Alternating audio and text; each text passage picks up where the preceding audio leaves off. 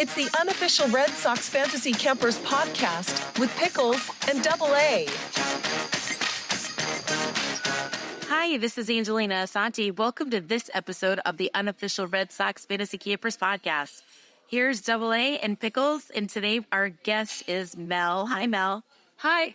So, Pickles, you want to talk about the award that this superstar won? She's a superstar. She won the Shirley Burkovich Hustle Award. Is that the first time they had it last night? No, they've always had a Hustle Award. It was, and I believe they referred to it as the Charlie Hustle prior to that, but since Shirley's passing, and Shirley's nickname was Hustle. Right. So the award is now in honor of Shirley Burkovich. So you must be thrilled to have won that one. Oh, yeah. That's really cool. Now, how many years is this for you as a keeper? This is my fifth. Your fifth year? This is my fifth year. What was your favorite moment about this year's camp? Probably the award. Yeah, that's a big deal because that was voted on. Yeah, they had 5 ladies stand up right there. Nominated, yeah. Wow, what'd you think when you heard your name? I was not expecting that. Yeah. Not at all. How did you hear about camp from the get-go? So there's an event at Fenway called Girls of Summer. It's a one-day event where they do clinics on the field and talkbacks with some of the office staff, usually the women who work there. And then there's like a picture with one of the pros and you stay for the game. And the first time they did it was in 2015. And it looked like fun. And I went, and they were using that as a recruiting tool for fantasy camp. And it was me and one other woman who came from the Girls of Summer. I think that was it. But yeah, they mentioned it there, and I'm glad you said what that was because I've seen women posting about it, and I never asked because I felt like I should know what that was. That's really cool. It's turned into a kind of mini reunion for us. Like, there are a bunch of campers that will go back up for that, and they can get to shad balls off the monster. That's awesome. A blast, yes. Wow. So, yeah. See, that's once a year. What month is it in? It varies. May, June-ish. So the camp was already established down here when you went to that Girls of Summer? No. They were recruiting or no? No, they were recruiting because it was the first year. I was really inaugural. Oh, that's right. Oh, okay. Wow, so were they trying to see how many women had interest in, like, maybe playing? Or yeah, they're like, well, if you came to this and you like shagging balls and running paces, maybe you'd like to come to camp. That I believe that was the only Girls of Summer where they actually gave us dinner. Like, usually we have the last interview with the manager or whatever, and then they just let us wander the park until the game starts. That one they actually had a dinner. And, they're going around from table to table and like, let me tell you about. So are you one of the original then for the very first camp? Uh-huh. But you had you must have some years of breaks because how many years did you have this year? This is my fifth year. I missed 3 years following the first one. Family. Yeah. Okay, so you're one of the first. I got to make a list and who all, because we know. yeah, I didn't realize that. So now what is your day job? Mom. But you have a Broadway background, right? You do something with Broadway? Prior to being a mom, I was a live audio engineer. For Broadway shows? I never quite made Broadway. I did a lot of off-Broadway. I did before Brit. I was head of the audio department for an off-Broadway theater company for 5 years. So what do your kids think about their mom playing baseball?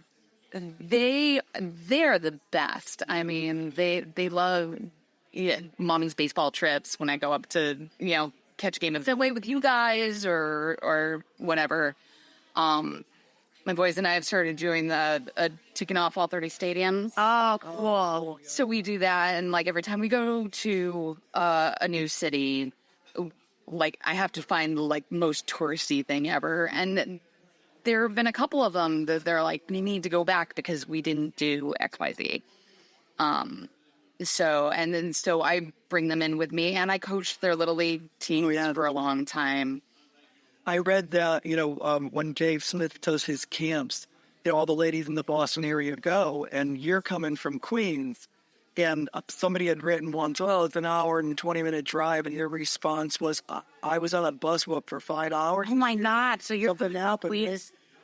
I drive up from Queens twice during the fall. I'm very lucky in that my oldest best friend, and we were in diapers together. She lives 10 minutes from the batting cage. Wow. And Dave is so much fun to hit with. Oh, yeah. He's so good. That's commitment for you to drive all that way, just to throw the ball around. I mean, you do visit your friend, but still, and that's pretty cool. I need all the help I can get. We all do. Well, as we were saying earlier, Heather, we're trying to get the 2022 Comets back together, and just, because we think we had a good team. I don't know what happened, but we have to talk to Trot. Would you be up to that? Bring them back. One of the great things about camp is that because they redraft every year, you meet new people, and there'll be people one camp that you knew were there, but never really got to know them. And then the next year, you're on the same team together, and it just kind of ripples in a pond, it circles out. So. All right, Pickles, do you want to ask the final question? We were wondering what your favorite baseball movie is. Oh, League of Their Own. For sure. I think, no, absolutely. Well, congratulations on your award. Thank you. And I'm glad I got to know you a little bit better this year. And then maybe we're going to wind up on the same team. I think that's the most exciting thing when you first get to camp. You're like, where am I going to fall? Because you look at all the coaches, and especially having new coaches this year, I was like, oh my God, new people. I was excited. I said to Christy, I don't care who drafts us. I was just so excited to be on a new team with maybe new coaches. And, Greg wound up, I was with Manny last year, and him and Nava split this year. But, Doug was really fun. We really had a good time on our team. No, It would be cool, but to have a different coach every year. Yeah. A whole variety over your with you. I've been on the Peaches twice, Comets twice, and those are the two teams that have never changed coaches. Oh, okay. And then I was on the Blue Sox once with Lenny and Victor. So Other coaches you haven't had then? yes, and especially with the new ones. But yeah, I'm just put me anywhere. I'm game. Well, we look forward to seeing you next year. Thanks for chatting. Yeah, thanks for chatting with us. All right, well, this is Double A signing off for the Unofficial Red Sox Fantasy Keepers podcast.